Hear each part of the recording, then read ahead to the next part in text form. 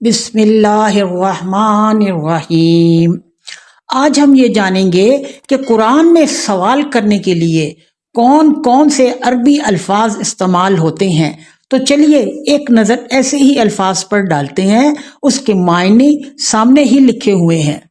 تو دیکھیے یہ سامنے حمزہ زبرہ اور حمزہ زبرہ دونوں کی شکلیں مختلف، مطلب ایک۔ من کون، کم کتنا، لما کیوں، ما کیا، انا کہاں، ماذا کیا ہے، کیفا کیسے، اینا کہاں، متا کب، ما ہاذا اور ما ہاذہ یہ کیا ہے مذکر اور مؤنث کے لیے۔ آئیے اب یہ دیکھتے ہیں کہ قرآن میں ان کا استعمال کس طرح کیا گیا ہے۔ گھبرائیے نہیں، یہ بہت آسان ہے، آپ نے رٹنا نہیں ہے اور نہ کسی کو سنانا ہے۔ بس جب آپ تلاوت قرآن کریں تو ان الفاظ کو پڑھتے وقت چونک جائیے گا، باقی کام رب ذوالجلال پر چھوڑ دیجئے۔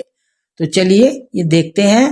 آنؤمنو کیا ہم ایمان لائیں گے، من ذا الذی کون ہے جو، کم لبثتا کتنی دیر تو ٹھہرا رہا، لما تقولون کیوں تم کہتے ہو، ما ولاہم کیا ہے وہ جس نے پھیر دیا ان کو، انا لکی ھذا کہاں سے تیرے لیے یہ آیا، کیفا تکفرون کیسے تم کفر کرو گے، اینا تذہبون کہاں تم جاتے ہو یا جا رہے ہو، متی نصر اللہ کب مدد آئے گی اللہ کی، ما لنا لا نقاتل کیا ہوا ہمیں کہ ہم نہ جہاد کریں، ماذا اراد اللہ کیا ہے ارادہ اللہ کا، ما ھذا الا بشرا نہیں ہے یہ سوائے ایک آدمی کے، ما ھذہ التماثیل کیا ہیں یہ